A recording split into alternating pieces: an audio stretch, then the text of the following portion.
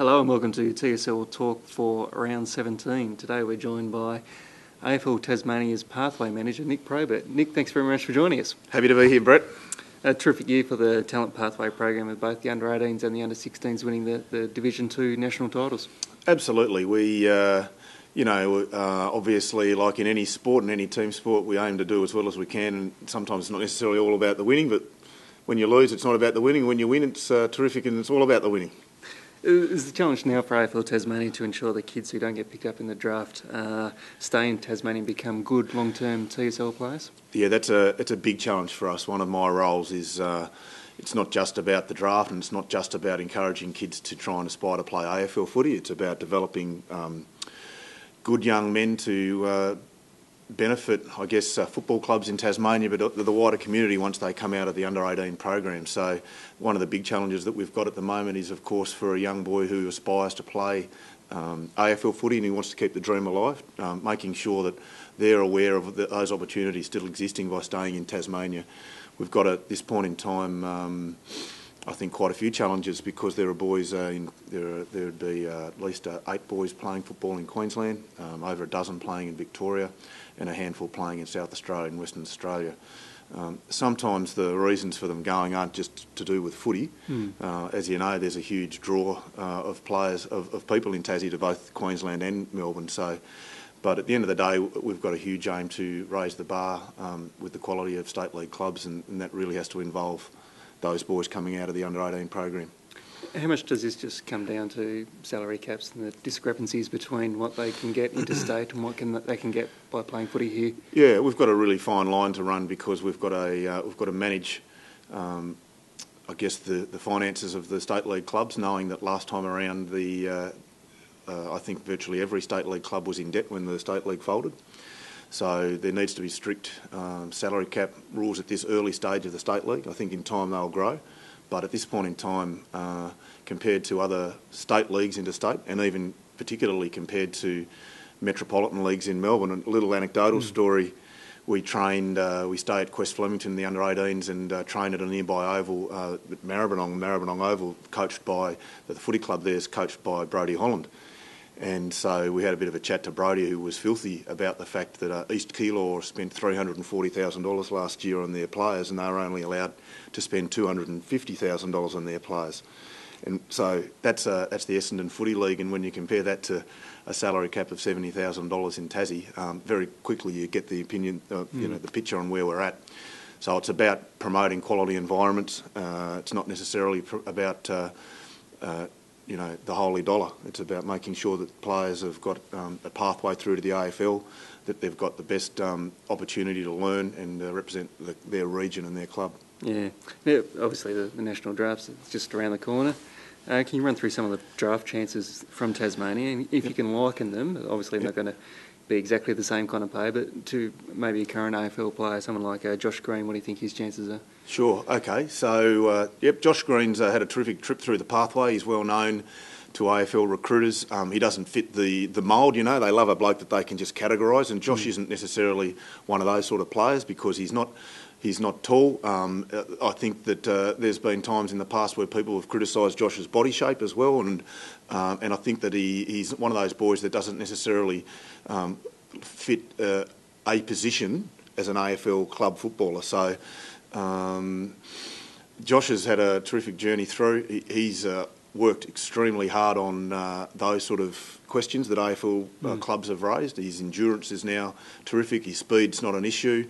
And if I was going to liken him to somebody, I think the dilemma for a guy like Josh, he finishes his work really well, so he's a noted goal kicker, but he's best in midfield. So the questions you get asked are, is he a Lee Montagna or is he a Stephen Milne? And so I think that's a question for the future with Josh. When we look at last year's draft, we had Harwood and Crichton, who have just obviously made their AFL debuts and doing really well now, which is terrific, and they both went in the 40s. So you've got successful first-year AFL players at senior level now, still, out of about round 3. So we're very hopeful for Josh, but we're realistic about the quality there is nationally. So yeah. Late draft choice, hopefully. Yeah, Jake Gilby's really come on the last couple of months, especially late in the National Carnival. Yeah, Jake's got some terrific attributes, particularly his ability to mark the footy. He can catch it, and he reads the play really well as well. He's got a terrific footy character as well. He's a noted guy that's a leader amongst the boys, and at his club at Lauderdale as well. So Jake's got some question marks over things like his athleticism at AFL level. So he's working really hard to try and have those questions answered and not be on the table come draft day. Difficult to actually, I guess, compare him to a player. He's a high half forward that can kick goals and catch it really well for his size, about 6'1". So Ryan O'Keefe type of yeah, player? possibly a Ryan O'Keefe type. Yeah, possibly. Yep. Another guy from Lauderdale, Ruckman Andrew Phillips. Yeah, so Andrew is an East Coast boy, and you'd think in a small state like Tassie we'd catch everyone as they're coming through, but. As you'd understand, Brett, a very tall redhead stands out in a crowd. Andrew, I'm not sure how we missed him, but we did. Breed. So we just wrapped that he has come in from the East Coast and had an opportunity to be seen by the national talent industry. So he's looking really good. 200 centimetres. He's improved very quickly over the last 6 months, and based on that, he'll be given an opportunity. We hope. Likened to any player over 200 centimetres with red hair, I guess. Son of former Western Bulldog Robert Groenewegen, Joe Groenewegen from the Lonnie Footy Club. Yeah, so Joe's a 19-year-old and born late in his 19th year, so 25th of October. We've got certainly a recognition that boys born late in the year have got more of a challenge because they're competing against boys quite a lot younger. Joey's last game in the national championships was fantastic against New South Wales on a player who's already been listed in Greater Western Sydney and one of the better kids in the national talent pool. So he's put his name up there, and he's coming off having an injury-prone sort of last year or so. So Joe's very athletic, 195 centimetres, and there's been some question marks over Joe's consistency. And they're the things that we're hoping over the last few games that he's got for the Lonnie Footy Club he'll be able to answer. A couple of Devonport boys, Reece Mott and Ben Brown. Ben Brown's a key forward who's unfortunately done his knee and going to miss probably close to 12 months. Yeah, Brownie, nephew of James Manton, Collingwood Premiership player, and one of 6 Brown boys coming through. There's 6 brothers in the Brown family, which is quite tantalising for a bloke like me, but in the end, Ben's unfortunately had an accident in his second National Championships game, done a knee, will be out for 12 months, certainly has created a lot of interest, and so it'll be a case of watch this space, get himself rehabilitated. This time next year he'll be back playing footy again, and it'll be an interesting journey for him from there. Yep, and Reece Mott? Motty's an AIS player from the AIS AFL Academy program, so listed in the best sort of 30 players coming through as a 16 and 17-year-old. He's been absolutely fantastic for us and been one of the highest possession winners in the national championships out of all of the states. And again, he's got some question marks over speed and athleticism at AFL level that see his future uncertain when it comes to something like the draft and playing footy at AFL level, which is really tough for a boy coming through the pathway to manage, but he's as mature and good a character as you'll come across, and you'll be able to meet those sort of challenges head on, whichever way he goes, I'm sure. Yeah, just a quick one. Is there any chance of a mature age TSL player coming through, a la Jeremy Webley? Yeah, we would love for that to happen, and certainly I think on the back of Jeremy Webley there's an opportunity because some momentum has been created. We all see Jeremy now playing for Richmond, and only last year he was running around on the wing and on ball for Clarence. So we would love nothing more than for another mature age player to be drafted out of Tasmania to really consolidate the future of the state league as a pathway for young players. Looking around the state, as you know, Jeremy Howe, everything finally clicked for him last week, I think, where he was given the opportunity to settle down up forward, and there's an opportunity, I think, for him. He's just got to have some consistency and a club that really needs a player like that. But an overarching statement is that we would be lucky, I think, to have somebody go, but that doesn't stop us promoting as many as we can. We know that up at Devonport, everybody loves the talent that Vinnie Ponsonby brings to the game. He's tall and he's athletic. He can do anything when he wants to. So it's now with Vin's getting a little bit older, hopefully bringing some more consistency to the way players will see him given an opportunity. Then around if you're looking around elsewhere, certainly a young player in the pathway, George Burberry at Hobart as well, who's had an interrupted footy season due to an early commitment to rowing, which sees him go all the way through to April in the Hutchins rowing program. He's going really well, and certainly, I guess if you had to say in the mix, he's in the mix. Yep. Now to look to round 17, we start off with 2 games on Friday night.